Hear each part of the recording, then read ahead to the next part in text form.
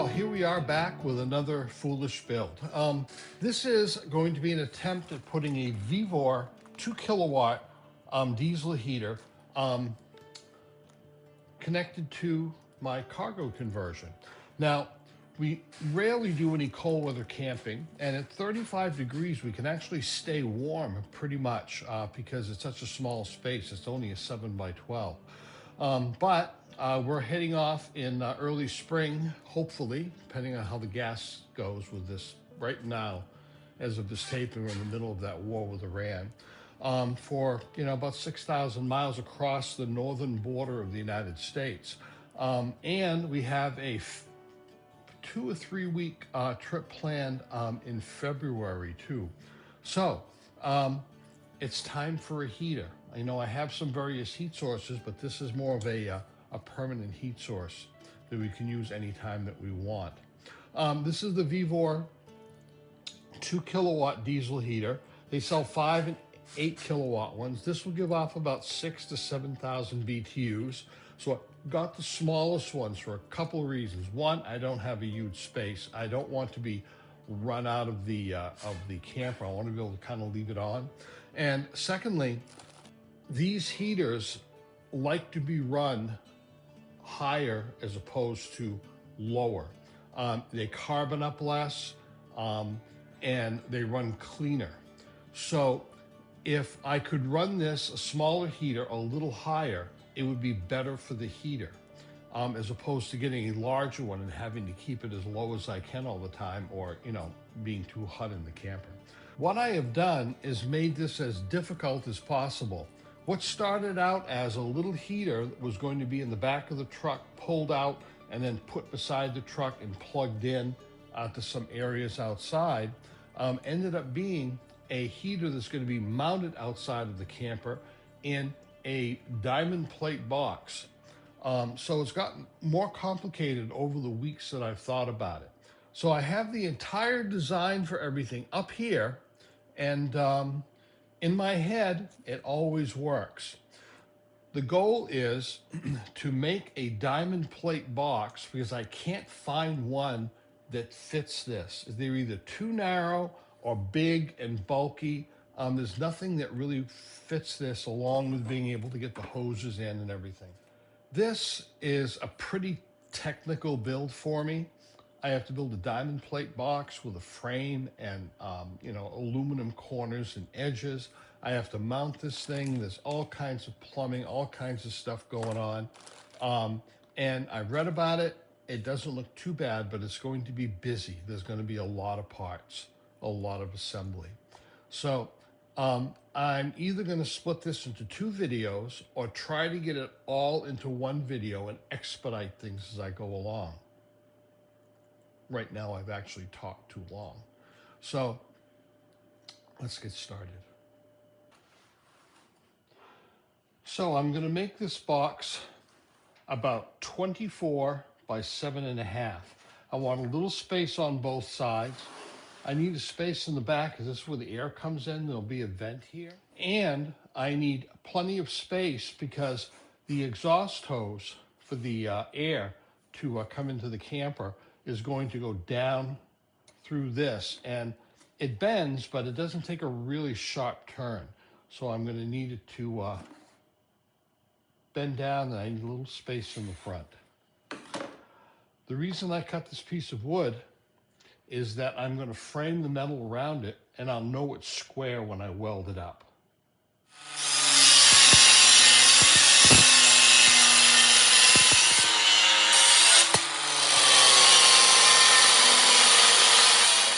Well, the corners aren't all cut perfectly because I am cutting with a grinder. I wish I had a chop saw, but I never did. But it's square, it's all clamped together, and I just need to weld it up. But before I do that, I need to drill holes in this because there will be rivets going in here to hold the diamond plate on. And it'll be a lot easier to drill in the drill press now before I go and weld it up.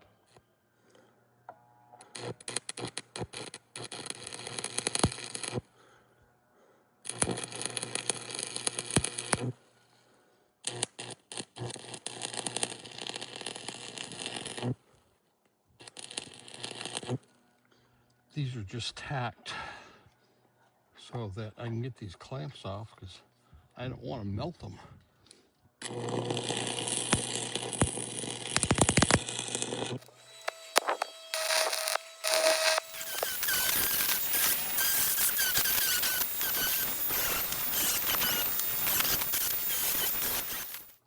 Here I've mounted the heater on some cross pieces, and the best way to weld this on and make sure everything is lined up perfectly is to mount the heater ahead of time.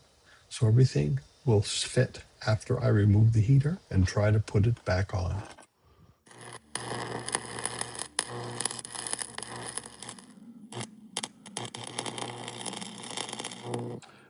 Now what this is this block of wood comes out. This is where the pipe will be coming through underneath. It's going to be welded into the frame.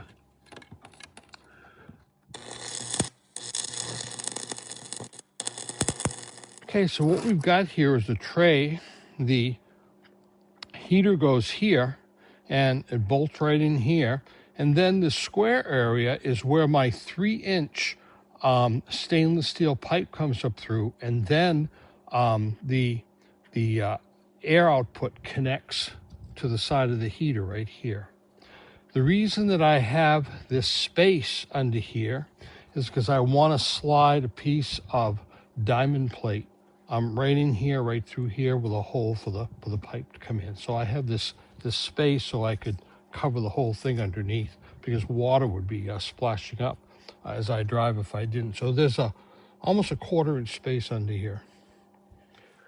Now to make the cover that slides down over the tray that will have the heater in it, I've put a 1/8-inch spacer of wood all the way around so that I can make it the correct dimensions and make sure that it's not going to fit too snugly.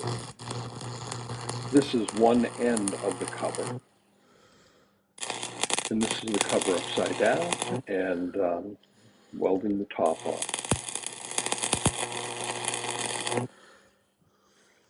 It took some time to get it square in all 3 dimensions, but I managed, and then I finished up the welds to lock it into place. So here's the tray, and here's the box that will go over it. And there are 2 pieces of angle iron here so that it can't go down further than the tray. So let's take and kind of put the heater on here in about the position it's going to go, right about there. And then this will go down over the top of it. And the only thing I have left to do is to make a cover on here, but I have run out of angle iron. So I'm gonna have to get some of that first. But the day is waning, so maybe I'll go pick it up today and then work with it tomorrow.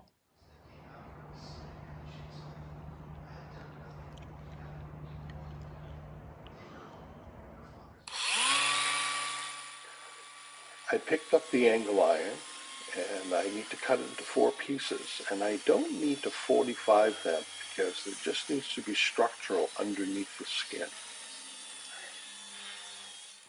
This will be a removable cover, and the main reason is that I have to be able to put diesel in the diesel heater.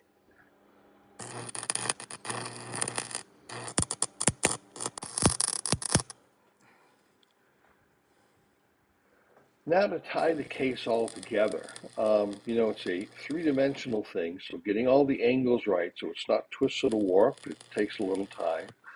Here, I'm actually welding on a plate to add magnets so that the cover will stay on. You'll see that a little later. And these are the striker plates that the magnet will attach to when I drop the cover down on top of them. These magnets are 90-pound magnets. They're really cabinet latches, but they're very, very strong. So I don't think this thing's going to fall off in the wind at all.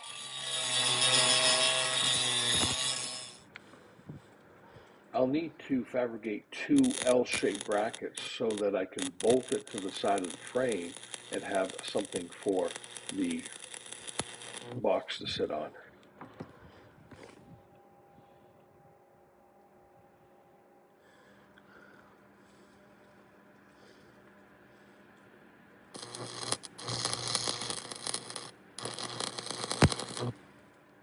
I'm welding these on the bottom of the entire case so that the whole box kind of stands out away from the camper a little bit. I don't want it rattling in there, and the fender's wide enough that the box will still be inside the fender behind it.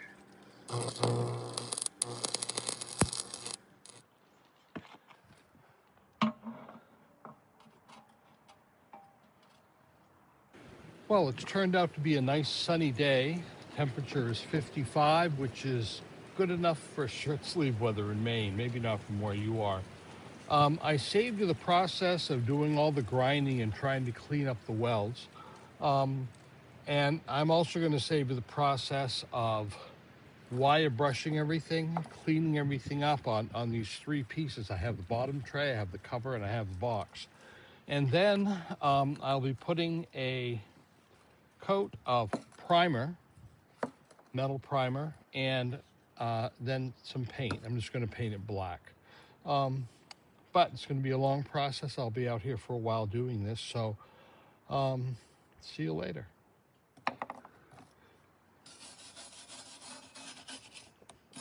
Well, I'd love to do all this painting outside, but it's pretty windy out. So I think I'm going to have to do it in here.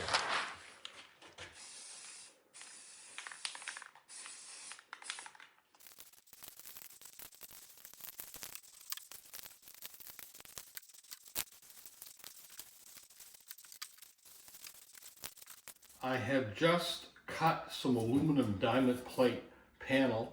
It's you know, about a 1/16 of an inch thick. It's not very thick, but it's just meant to be a cover. And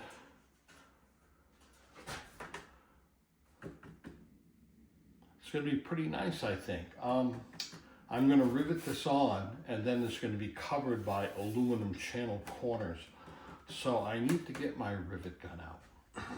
I've got to drill 1/4 inch holes all around here in order to rivet this diamond plate on. So what I've done is I've started by drilling a couple down here and putting a rivet just loosely in there so the rest of it doesn't move, and I can go around and drill the rest of it.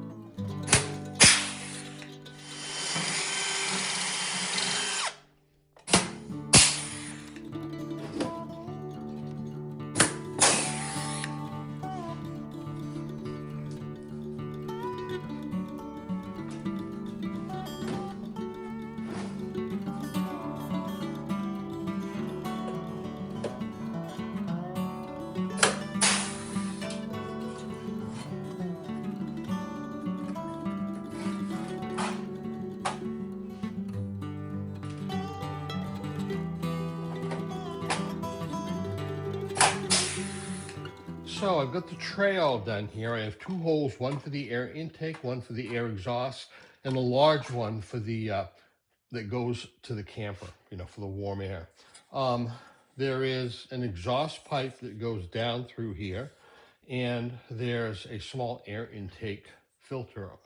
So here's the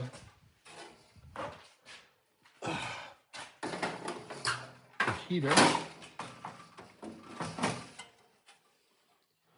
There we go. And we have the cover, which is right here.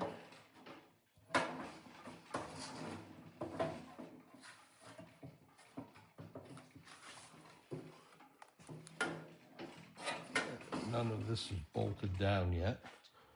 And then I have some angle aluminum that is going to go over the edge of this and over the edges here. And some flat bar in the flat areas at the bottom and the top.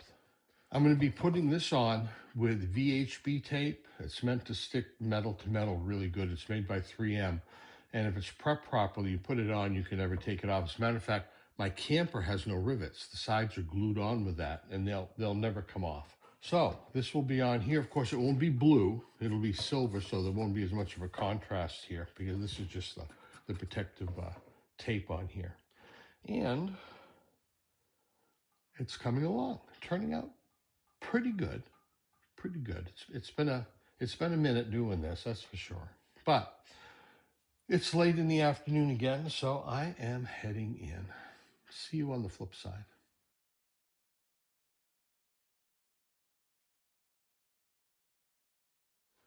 Sorry about leaving you out of the loop, but I get so involved with these 45s and trying to get them right. I measure, but use the creep up method, where you measure a little bit too long and then keep shortening it a hair until you get it right. So these will be glued on with VHB tape, which is a permanent stuff. On the back, which is the part facing the camper, I'll just be putting a flat bar across the top. If I put it down like this, it might inhibit it opening if it hits the hinge, but it won't show. And these vents right here are extremely sharp, so you got to be careful. I sliced my finger up pretty deep, but wiped up the blood, and I took care of it properly. The Bactine Band-Aid and the electrical tape is just to keep the stupid surgical stuff on that falls off unless you're just sitting around. So what's left is corners, kind of like this, on all four sides, and a strip down here, a flat bar to make it clean up, and of course on the sides too, over here and over here, and it'll be pretty complete. Boy, what a trip this has been.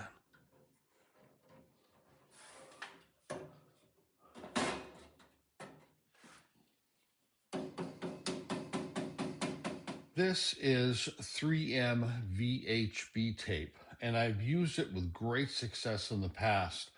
Previous video, I put on some diamond plate panel that I dented on my camper, and I put it on with this, and it'll never come off. As a matter of fact, my camper doesn't have rivets. It's held on together with VHB tape, and it's been that way for 11 years now, and there's no way it'll ever come apart.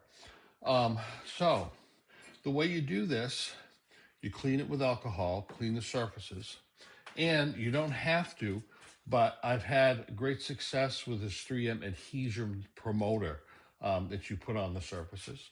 And then you apply the tape to the object that you want to glue on, and then put it in the spot.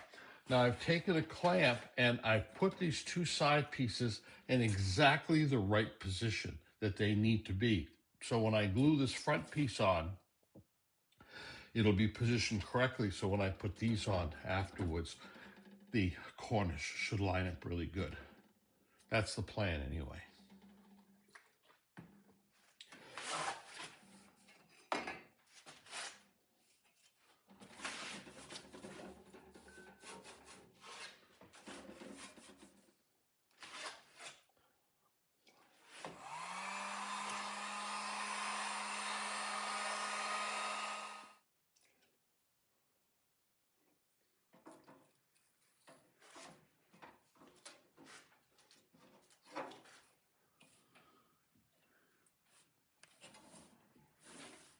It's almost like contact cement when it's put on right. Once you touch the surfaces, that's pretty much it.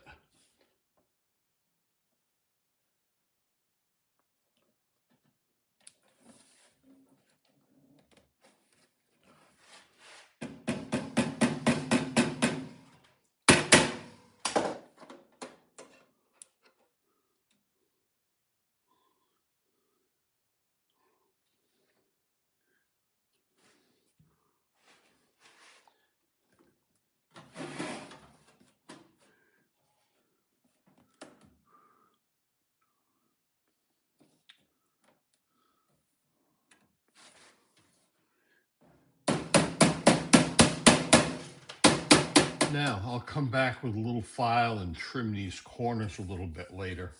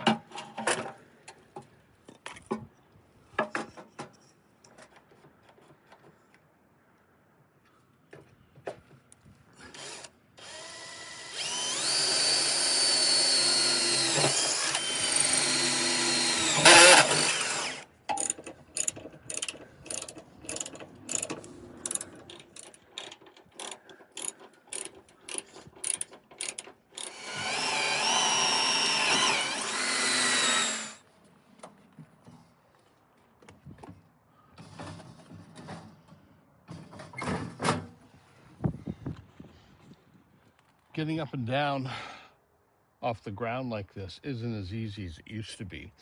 But this went down over the tray, and there are 2 bolts sticking down. They're welded into the box in the center, and 2 nuts will go on here.